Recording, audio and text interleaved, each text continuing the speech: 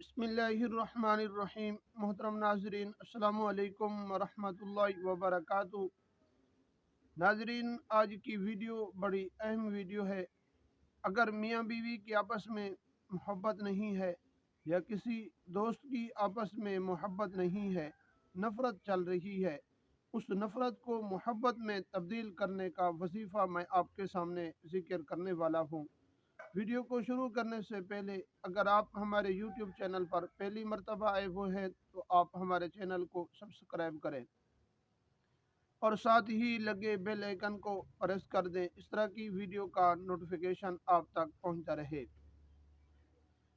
नाजरीन, अगर मियाँ बीवी की आपस में मोहब्बत नहीं है, आपस में नफ़रत रहती है, आपस में लड़ाई झगड़ा है, या कोई और दोस्त हैं जिनकी पहले आपस में मोहब्बत थी, अब आपस में नफ़रत पैदा हो रही है और नफ़रत इस तरह पैदा हो चुकी है कि लड़ाई झगड़े तक पहुंच चुके हैं, उन हजरात के लिए ये वजीफ़ा है।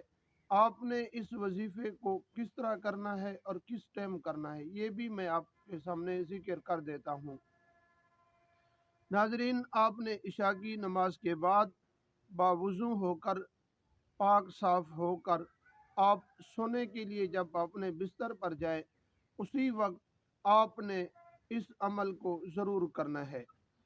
और उससे पहले आपने दुरूद इब्राहिमी 3 मरतबा, और जब ये वजीफ़ा आप कर लें उसके बाद भी आपने 3 मरतबा दुरूद इब्राहिमी पढ़ना है।